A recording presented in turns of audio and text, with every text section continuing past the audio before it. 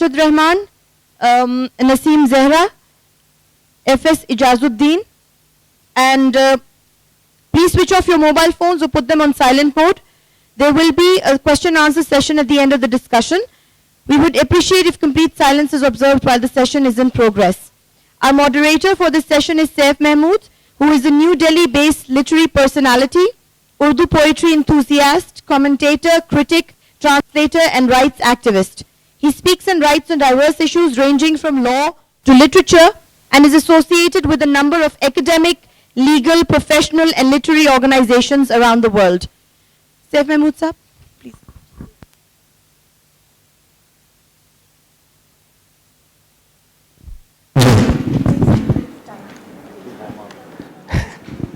I don't know whether I should thank Oxford University Press or curse Oxford University Press for getting me out of my Urdu avatar and making me wear my media lawyer's hat. But all I can do is to apologize to all of you on behalf of Oxford University Press for making you suffer a lawyer on a Sunday afternoon. I'm very sorry. I know how painful it is to suffer a lawyer on a Sunday afternoon, especially one who has not been paid for it. The subject that we seek to discuss today is media more independent, less responsible. And this is obviously premised on an underlying presumption that the media is actually more independent and less responsible. And I believe that the presumption is based on last year's study made by the Institute of Business Management and USAID analyzing media responsibility and independence index, which on a scale, I have these statistics here, on a scale of 1 to 10, gave media responsibility 5.4602 and media independence 5.7458. So let me tell you, as a lawyer who defends media every day in courts in India and internationally, this is not such a bad statistics. I think it's a pretty good one. Speaking from a broader perspective, I would not call a media which is less than 2% or actually 1.8% less responsible than it is independent and irresponsible media. Because if such aberrations have to occur, one can't have a mathematical balance. Let me therefore come straight to Ijazuddin Sahab first without any preface, and without further ado to ask you to first comment on the very premise of the presumption on which the topic is founded. Is your media, sir, actually more independent than it is responsible? And is the difference between this irresponsibility or responsibility and independence good enough to call the media irresponsible? Saif, thank you for that very complicated question. Yeah. First of all, I have to confess to the audience that I'm an imposter.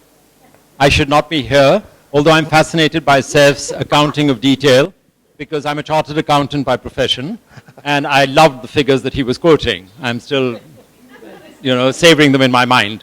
I think it's only fair, gender-wise and otherwise, because there are people here who are professional and who are far better qualified. So why stammer I when Nasim is here to sing? So please, why don't you start, and I'll follow in due course. I don't have a song to sing, but Assalamu alaikum everybody, and thank you for that introduction, which I didn't quite understand, and thank you Ijazuddin Sahab. So to the question, is the media more independent as it is responsible? I think we need to unbundle the question also, because what is media today? I'd like to submit to you that the media is not just television, it's not just radio, it's not just print media. It's in this digital world, there is that whole other social media. And in fact, before coming here, I was talking to a friend and I was telling him, I said, actually, we see so much of the news, quote unquote, being picked up from Twitter and being put on television. So just in terms of the reality of what media is today, which is not to say that we don't have responsibility for what happens there. So that's one thing. The other is that clearly information and facts it seems to me they constitute the very foundations on which justice is built on in a society. Amartya Sen's book, where he argues that if there was free media in India, he's talking about famines, he says there wouldn't have been a famine because questions would have been asked and so on and so forth. So, I mean, the role of information and the role of facts in terms of managing, organizing a society, and more importantly, holding those accountable who make decisions that affect our lives collectively. So that's in some ways, I think, the role of the media. And if you allow me, and I guess I have the mic, so it's not a question of you allowing me, I'll speak. I just want to say that, I mean, I'm not answering your question directly, but I think there are issues that relate to media. Again, the role of the media in some ways, in a world, in a society, in a country where we face the kind of issues and crises, etc., that we face, Pakistan first and then obviously globally as well. In some ways, the media is much like a pilot, and my brother's a pilot. I remember asking him once, what do you do when the flight is really bumpy, like, if you're going to, Khuda na khasta, it seems like it's the last flight, who do you think of? I said, Acha, you think of the family? So he turned to me and he said, are you crazy? I think of the passengers who I'm at that point who are in the plane. So I often think, that media, when we sit on television and as anchors and analysts and, we are reporting and we are editors and so on, in some ways we are piloting the emotions and minds and hearts of a society. So I think that's the kind of responsibility we have. And we are giving opinions. It would be incorrect to say, if people often tell me, but you're an anchor, so just have people speak. I'm sorry, I also have an opinion. My commitment as an anchor and as a journalist will be not to give you half the story, is not to give you half the picture of whatever is happening, because we bring to the fore for viewers issues that we feel very strongly about, as people who've been journalists, and I mean, Ziauddin Saab is sitting in front of me, and I'm shying away from using the word journalist for myself, because I've been a lateral entrant. I was an opinion writer and opinion page writer, and the only thing I can say in my defense is that I've tried to not write fairy tales. I've tried to get to facts. If I write on national security, I'm not going to sit in my room and start giving a commentary. I will go to the Foreign Office, I will go to ISI, I will go to GHQ, I will go to the ambassador concerned. So what I'm saying is that that's the kind of thing. And then you obviously come up with your own opinions, and you're responsible for your own opinions. So it's, and what regulates the media in Pakistan, there are other people more competent to talk about that. What regulates media? We've got, you've got media bodies, you now have PEMRA, you have other organizations, you have the editor's role, but the editor increasingly, and I would like us to turn to Ziauddin Saab at some point and get his view also. So, and is the media responsible? Is the media responsible? The jury is out. You people sitting here can decide whether the media is responsible.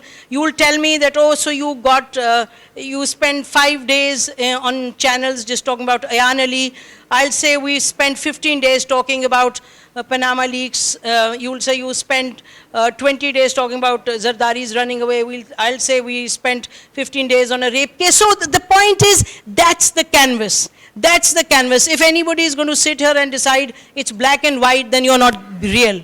It is a mixed thing. You can, pick up channels, you can pick up newspapers, you can pick up on Twitter. I mean, I think the sense of responsibility that you have to exercise when you're even tweeting. I mean, I've had to personally apologize, I think at least about 10 times in the last 2 years, because I tweeted a little too early. I thought I'd checked the information wasn't checked. So it's really so, So media today is as complex as societies have become. It is as complex as the power game is today. It is as complex as anger and proliferation of weapons and digital. So it's a complex world, and the media in some ways is reflecting, but media has a responsibility, as I said. So media has a responsibility, and so I can only, and I will stop here, I can only talk about what guides me when I'm doing media, but other than that, obviously,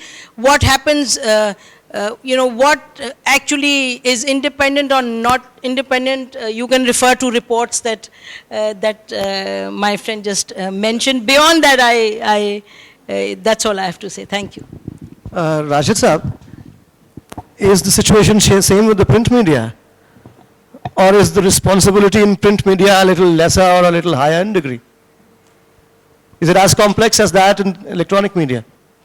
Thank you very much. Let me start by saying that the study you quoted, I don't know the basis that they have used to determine how independent and how responsible the media is. So I can't comment whether it is accurate or not. A little context, I think, may help the discussion. Briefly, of course. Pakistan suffered 40 years approximately of draconian censorship. We had a few newspapers, English and Urdu. We had radio to begin with. We had TV later, state-owned. And none of the landscape that Nasim was referring to today existed for a very long time in Pakistan's history. And that is also a period when journalism was an even riskier profession than it seems today. The midnight knock was well known. People disappeared. What happened to them after they disappeared is a matter of record. And there are works, especially Zamir Niazi's works, which describe all that. Around the mid-80s, as General Ziaul Haq loosened his grip by civilianizing the government, we saw an incremental, slow incremental freeing up of the media. Whatever concessions the state made were grabbed by journalists who attempted to run away with the bit between their teeth, not always successfully, let me add. And of course, once Zia went and civilian government returned, elected government returned in '88, we had that incremental process proceeding apace. By 2002, when Musharraf frees up the electronic media and we have 24-hour private satellite broadcasting channels, there's also a mushroom growth parallel going on in the print media. The number of newspapers we have today, both in English, Urdu, and in regional languages, which we don't take into account because not all of us can read all the regional languages. There's a proliferation. There's a mushroom growth. And television, 24-hour satellite in private hands, has both its bright side as well as its dark side, if I may so put it. But you know what happened when you go overnight from one TV channel to maybe 56 or 60 or however many there are now, news channels, literally overnight. We didn't have the human resource to be able to man all those channels. The result was a frantic race to find people to fill all the slots, and it literally became a kind of, taking people from the print media, taking people virtually off the street, inexperienced, not qualified, not competent, not with the requisite experience, and all that is reflected, in my humble opinion, in the media today. Now, is it independent? First, I'll deal with that. I think for a long time after 2002, we could boast of that. And we could argue that it is independent because immediately you allow this kind of mushroom growth, you get a diversity of choice and hopefully a diversity of opinion and stance and ways of interpreting. After all, yes, facts are the basis of all journalism, but there's also an interpretation of the facts, and that is to a large extent subjective. And so you had that potential diversity of opinion emerging as a result of the diversity of choice. But what has happened, incrementally again, I would say, is that independence and that freedom is steadily being strangled. Today, the scene is very grim, in my view. It's grim on the electronic media because you have a deadly conformity creeping in. It's almost as though the news and the opinion on the news is being dictated from one source. I'm not going to name the source. We're all intelligent people here.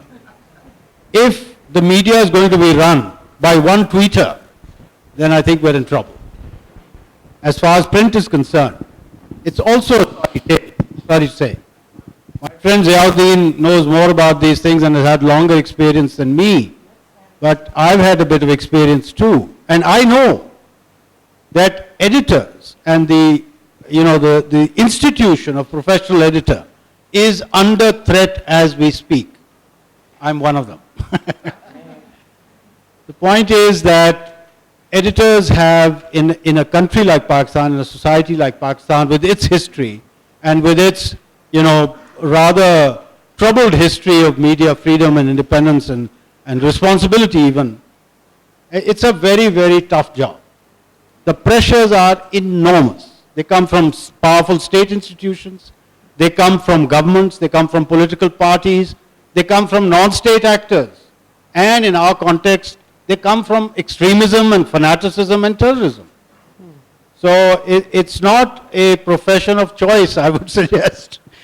It's a bed of thorns. But anyway, the problem that I'm getting at, and I've taken up too much time, I know already, the problem I'm getting at is that, like everywhere else in the world, we're seeing the commercialization and therefore the dumbing down of media. The marketing manager or director has far more say in print media today, and I suspect he also has a lot of say on electronic media. How the program is run, how the adverts are inserted, how many are inserted. It is disconcerting to have to seek for the program between the adverts. It's getting absurd. Or along with that, you have managements. There's been a generational transition. During the years I was speaking of earlier, you had managements who stood behind their editors, supported them, and in every possible way tried to make space for them to be independent. Of course, editors compromise. Comes with the job. To survive, to flourish, to keep going, all those compromises come with the job. But when managements turn away from supporting professional editors, then I think independence certainly is at risk. Responsibility, well, if, as I said, there's a deadening conformity and it appears as though one source is pushing the media in one direction, then responsibility is not the right title or word, I think. Islamabad, sir. Thank you very much indeed, sir. The question of responsibility, authority, accountability, etc., was resolved, or at least defined, centuries ago by Lord Acton, when he said, authority without responsibility is the mistress's prerogative. Now, let me deal first with accountability. Today, as I believe, we have almost unqualified, unlimited accountability. And I say so quite seriously.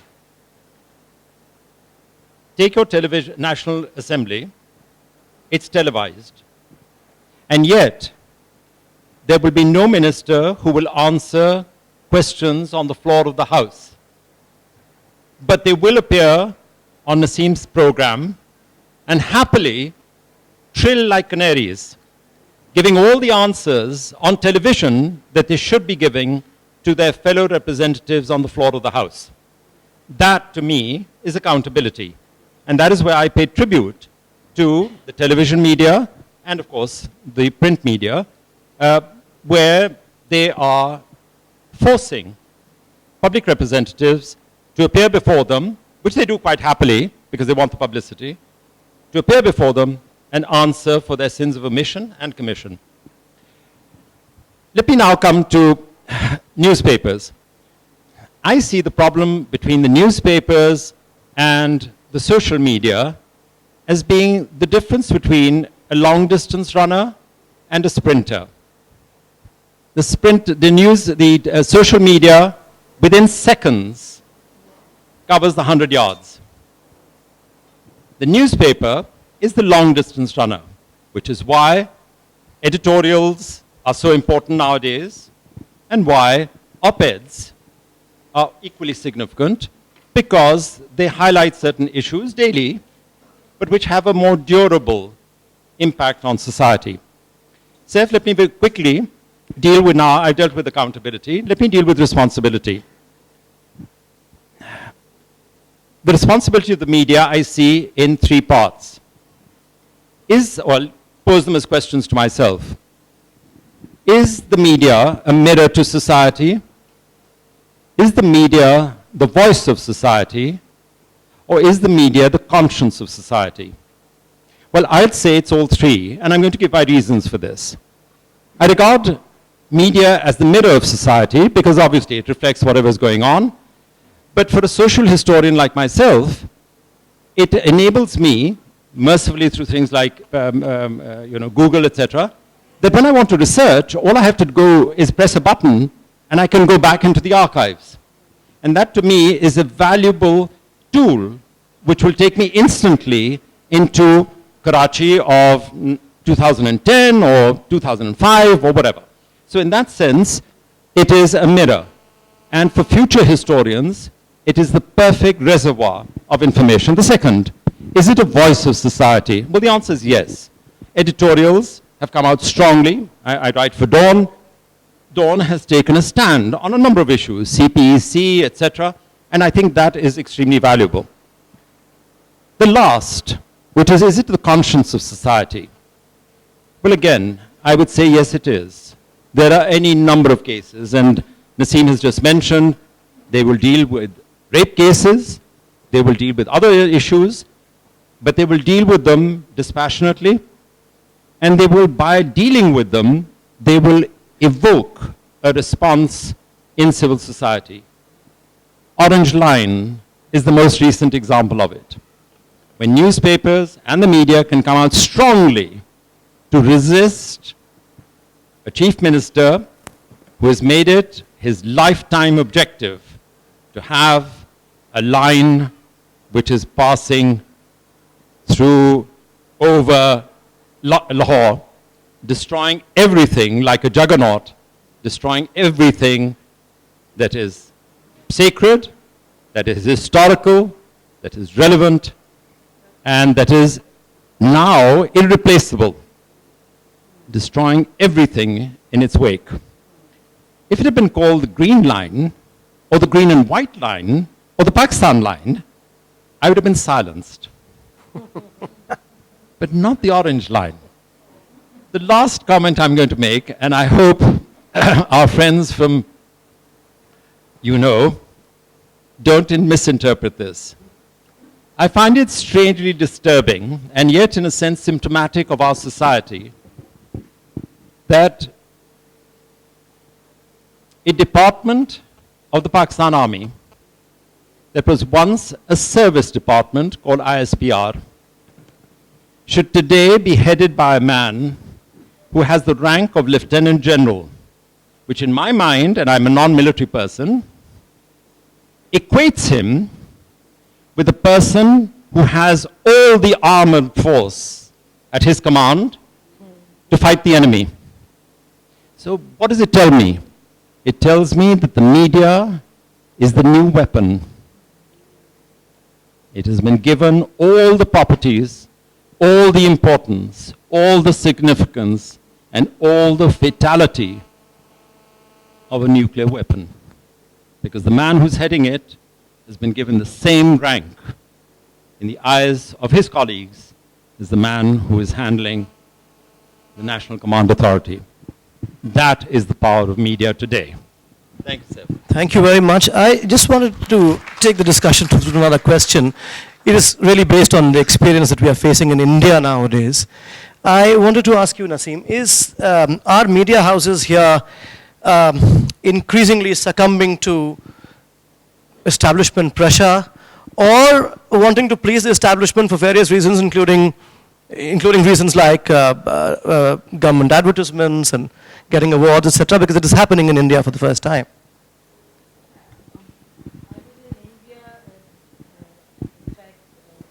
When Prime Minister Modi was his oath taking was was happening, and I remember CNN and IB and friends were extremely helpful. I was doing a couple of programs from there, and what's his name? Rajdeep. Rajdeep. He had tears in his eyes, and he said, "It's my last day." Mr. Modi's supporters who owned the channel were throwing him out. But anyway, he's a great guy. In Pakistan, we have had the influence of the establishment on media houses, the influence of the army, intelligence agencies. It's an old story, starting from, I think, Rashed Saab did well by taking us through the history, which is very critical, which in some ways has given the sense of cause, sense of resistance, the sense of, you've got to stand there and speak the truth to the extent that we can. Yeah, it's an old story in Pakistan, but let me just now add a couple of thoughts to that. One, that, anybody, even if it's Lieutenant General Bajwa, anybody, or if it's, no, let's not, I'm not in the business of being vague. That's not how I do it. He was being very vague. He talked about one person's tweets. You've said Lieutenant General, let me take Lieutenant General Bajwa's name, who I know. He's a good friend. But having said that, nobody can control thought today. That's the reality. So let's not sit here pretending anybody can, or that people are to say that attempts aren't made would be incorrect. But to say that Pakistani society can be brainwashed, and let me add, I don't think General Bajwa is trying to, he's doing his task, what his chief wants. I'm sure he doesn't even, there's no tweet that comes out of ISPR that the army chief doesn't want. I think those who know the army know that's how it works. So that tweet, that putting it mildly, that disastrous tweet on the Iranian president's visit, which shouldn't have happened, I don't think that General Bajwa decided, okay, I'm going to tweet it. I'm sure that there was some thinking that it needs to be done, it was done. So having said that, there is lots of stuff, Rashed, in case you don't know, that comes from the Prime Minister's office. There's lots of stuff that comes from ISPR. There's lots of stuff that comes from, different, and there are interest groups, there is commercial interest. All of that is at play. All of that is at play, and that is in the nature of power, and it will happen, and we will have to fight, and there will never be a day when none of this is not happening. The question is, as we deal with all of this, and you will have to keep a check on the media. I think you'll have to keep a check on the media, and that's the dynamic of today. If anybody thinks that one day we'll all get up and say, oh, look at all these channels, they're great and they're not listening to anybody and they're independent, what does that even mean? We are in a state of continuous, continuous struggle, multiple-sided, multi-dimensional struggle. Life is more complicated, and media reflects it more than anything else. You've got commercial interests, you've got interests of non-state actors. You say something about sectarian groups and you get a telephone call right in your bedroom and people are cursing you. If you're a Shia, you get more threats. If you're, if you're taking a position on something, you will get threats. But that is life. And we are those, and let me qualify it, those of us sitting in Islamabad, although Raza Rumi's attack on Raza Rumi proved that that's not even true, but certainly those who are working out in the field, people who are there in the tribal areas, people who are working on the ground are the ones who are on the front lines really, are the ones who are really at risk. We're sitting comfortably, relatively, but Hamid Mir is not that sitting that comfortably. He's been under attack. So what I'm saying is that the picture is mixed.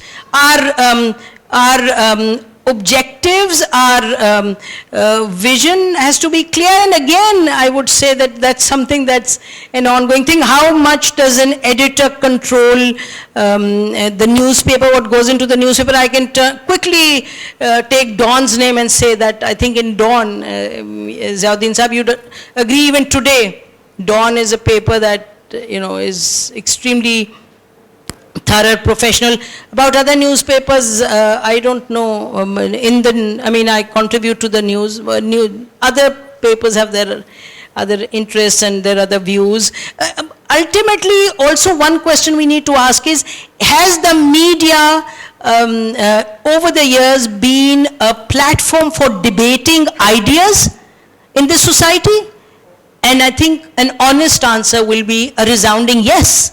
Even in times when, that Rashed was talking about, even in times when there was censorship, when sometimes papers, Ziauddin Saab, would appear without, with blanks because news had been censored, even then journalists in this country, and some of us are enjoying the fruits of the resistance of the generation of Ziauddin Saab, Usmani Saab, all those people who stood there and said truth must be told to power. And so I think when Pakistan's history of political evolution is written,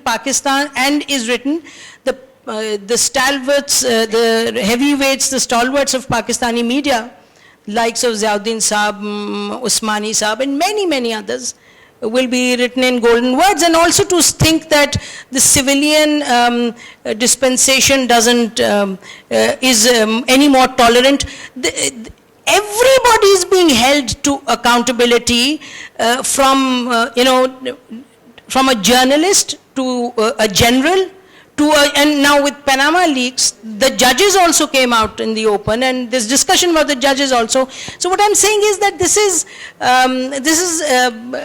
is not a black and white situation. Thank you. Let me shift the discussion to another issue, and I'd like to ask a question each to Rashed Saab and Ijazuddin Saab. In India, the internal self-regulator is making its presence felt very, very assertively. We have the News Broadcasters Standards Association, which almost sits like a court under the chairmanship of a former Supreme Court judge. And believe me, and as a lawyer, I'm telling you that the media is more afraid of the News Broadcasters Association than it is of the Supreme Court. What is the scenario in Pakistan? Is there enough or is there self-regulation? This is an old debate in Pakistan. And as I was saying earlier, as incrementally relative freedom was granted to the media, this debate has been going on since then. And I think the sensible amongst us who had an awareness of the history before were arguing for a very long time that the media must find ways to self-regulate. If it does not, we run the risk of the state intervening once again. And given our history and given our experience, that would not be a good thing. Unfortunately, despite all these arguments and debates and even drafts, code of conduct, ethics, this, that, the other, that have been produced over the years by the media bodies, print and electronic, none of that happened. And as a result, the state has stepped in to some extent, especially as far as the electronic media is concerned, by setting up PEMRA. But it has been largely a toothless tiger.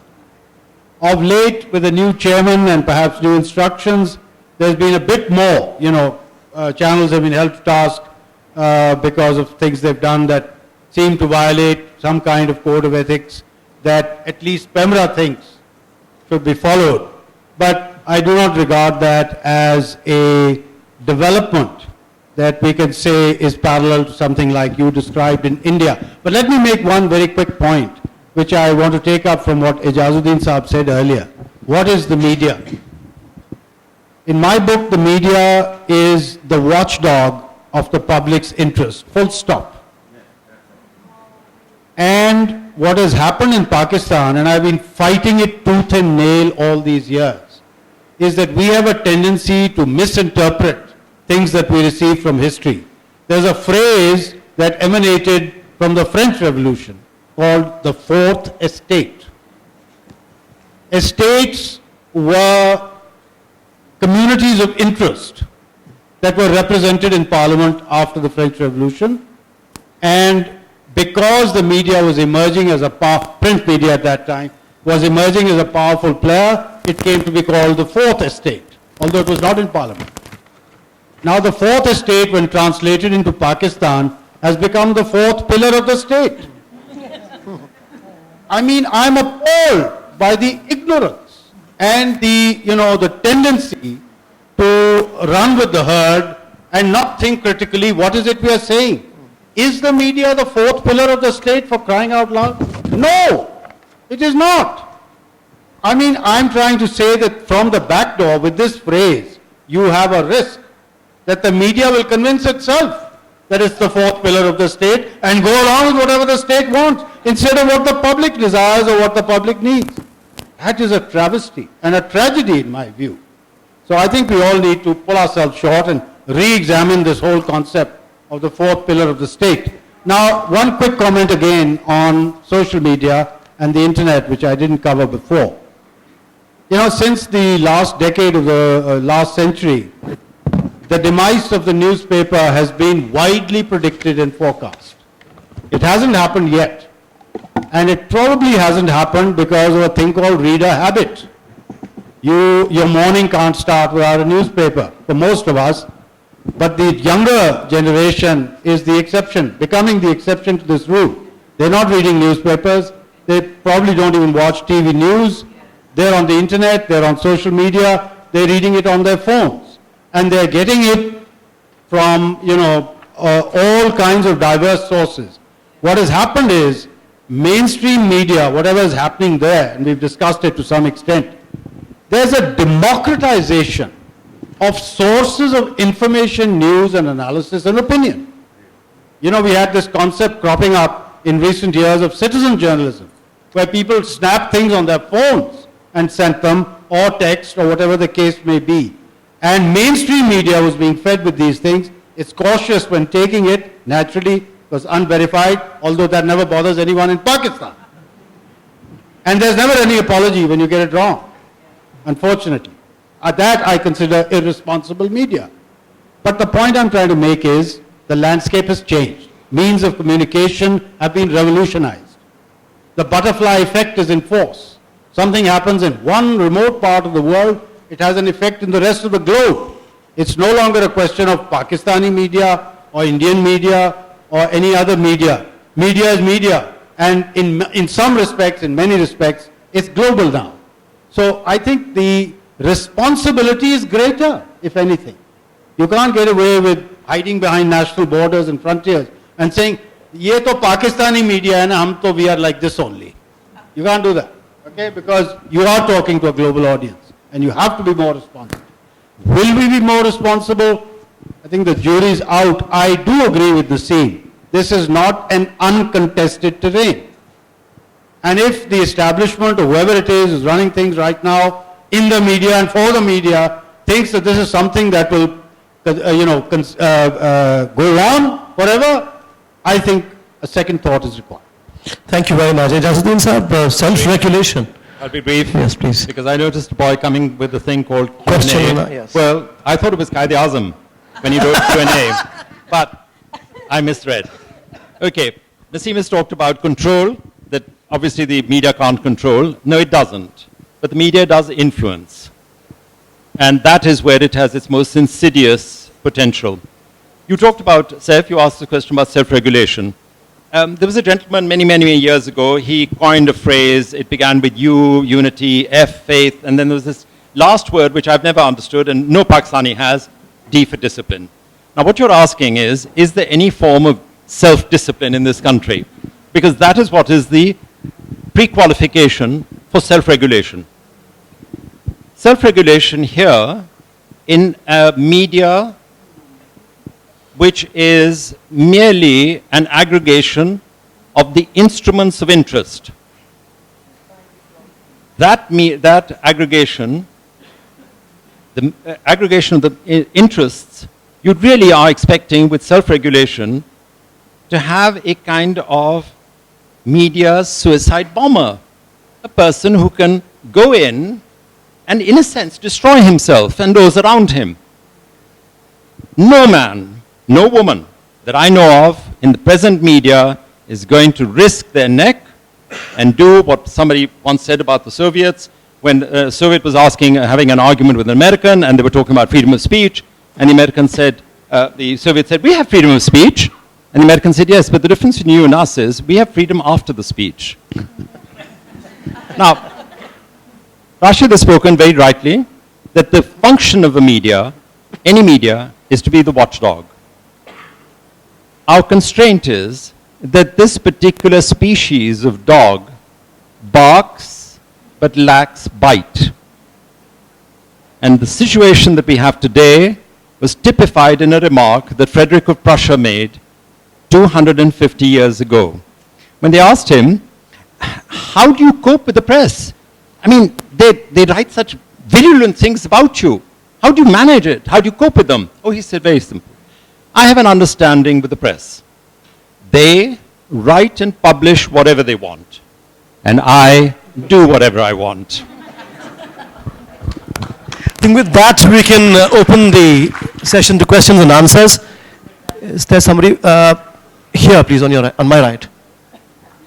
Please take a mic.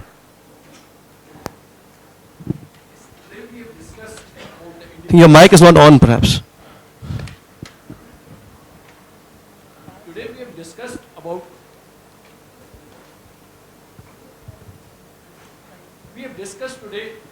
the independence of media and the responsibility in reference to Pakistan.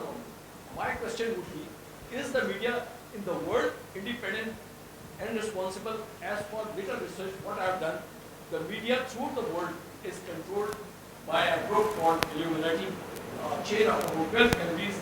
They control all the media in the world. If you go to the net and check, all the media in the world is controlled by the Illuminati, and what they say and dictate, that is spoken on our television, CNN, Sky, and throughout the world. I travel a lot. What is your question, sir? My question is, first of all, we are talking about the independence of the media.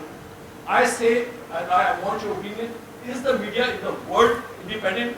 This is one question. Secondly, we have restricted our discussion to the media only in terms of politics. I don't find here and throughout the world very little. They don't broaden our horizon. They do not teach us anything about history, about geography, about literature, about poetry. We have breaking news all the way. I have not found breaking news for the last 3 days that 4th International Islamabad Literature Conference is being held. They have restricted, they have asked the question. My question is that why don't we have programs on literature, on poetry, on history? All right, so there are these two questions now, and who do you want these questions to be answered by? Well, anyone else? Nasim? I don't know about the 12, whatever you talked about, I don't... Illuminati. Illuminati, okay. No, I haven't heard about it. I haven't gone to Google and checked that out.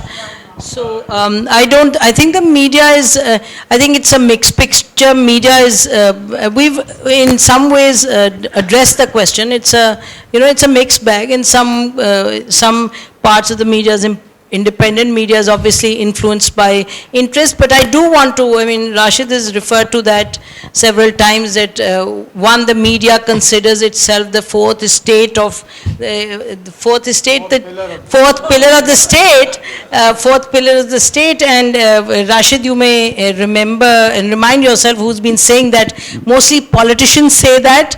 I have not heard media, it's referred to itself as the fourth state, pillar of the state, number one. Number two, I think it's a myth, which is, to say that the media is being controlled by the establishment or by the state. I think that anybody who watches the Pakistani media, television, reads newspapers, read articles, how many of articles that Ijazuddin Sahab writes, so you write, or Ziauddin Sahab write, have been dictated to you by the establishment. I think you can talk in terms of the extent to which it is influenced, but it's really, it's absolutely not true that the establishment is controlling the media. Then we would have had a different different kind of media altogether. If you were to say that ISPR influences that, that there are some areas where things are happening where only ISPR gives information, that is of course true, and we can discuss that, but I think it's factually incorrect.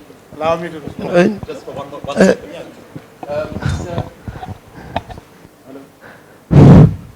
So you had said that you wanted to know about art, literature, culture, etc. Please read my articles in Dawn. Yeah, right, sir, you wanted. Those are called advertisements for myself. Nasim, No, we are not having a debate here. with due respect, Nasim, what I'm talking about is the dominant narrative. I'm not talking about the exceptions to the dominant narrative. By quoting the exceptions to the dominant narrative, you are clouding an understanding of how things are working out in the media in Pakistan. Yes, it is dominated by the establishment, by and large, exceptions notwithstanding. We can take just 3 more questions. Yes. So, what is the role of an editor or an anchor who would still do what he or she thinks is the right thing to do? I know you have done it. I have worked under you. Now I'm working for the same newspaper. And yes, I do believe that this whole thing about getting orders from some outside source is not true. Yes, they do.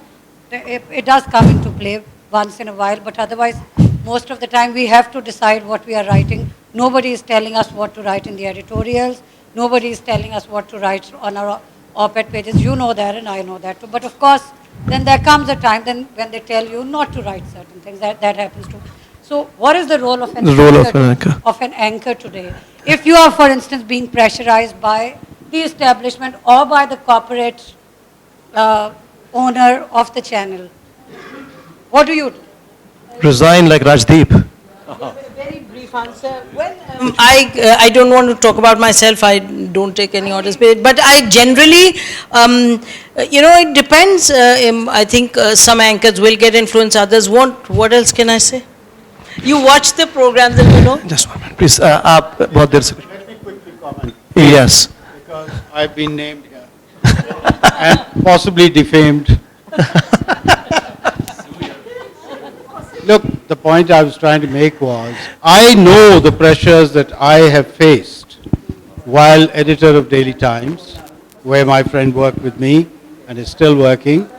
Ziauddin Saab is a witness. Why did he resign from the Express Tribune?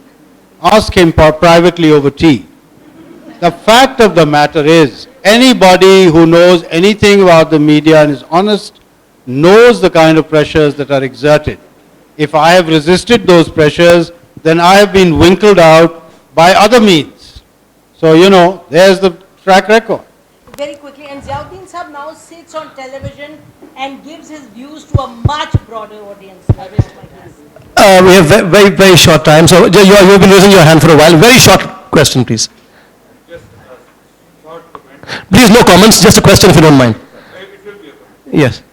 There is nothing objective in the word ethics. So, as per the Stuart Hall, I say we should all, and media should help us, and we should help the people to have those preferred reading, those preferred viewings. Excellent. That's your comment. Thank you very much. Yes, please. The gentleman at the back, he's been raising his hand for a while. Yes, you. Yes. Yes. जी मेरा नाम कपिल देव है और मेरा ताल्लुक थरपारकर से है। मैं उर्दू में पूछूंगा कि इस हाल में कोई अंग्रेज नहीं बैठा हुआ है। असल क्वेश्चन मेरा ये है कि पाकिस्तान में जो मीडिया है उसमें फ्रीडम ऑफ स्पीच और हेट स्पीच की लाइन कौन ड्रा करेगा? परसों एक प्रोग्राम नशर हुआ था नियो टीवी पे, उसमें यह कहा गया कि हिंदू कुत्ते। मुझे ये समझ में नहीं आता कौन इधर इसमें करेगा मीडिया में। अगर इनको गाली देनी होती इंडिया को, ये गाली दे देते हिंदू को, कौन करेगा ये लाइन ड्रा इधर मीडिया में? आप जवाब देंगे इसका? जी।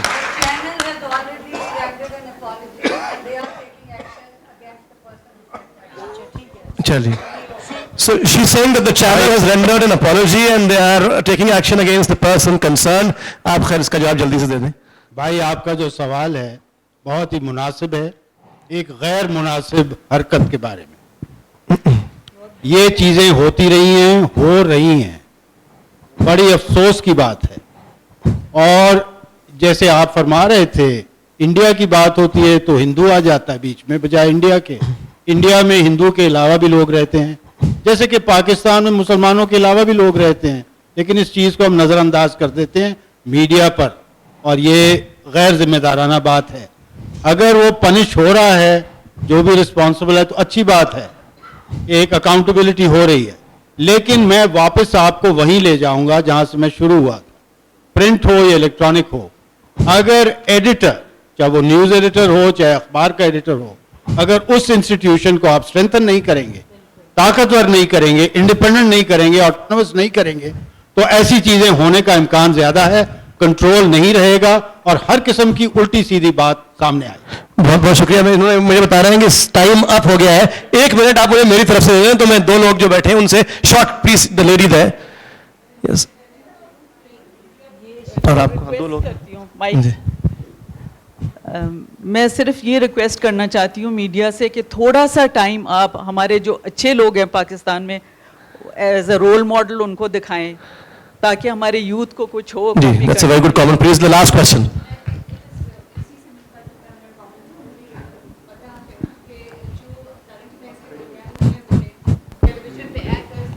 Highly paid and they have a lot to say. They have a lot of say in whatever is being, broadcast, because वो इतना ऊंचे होते हैं, उनकी इतनी इज्जत होती है।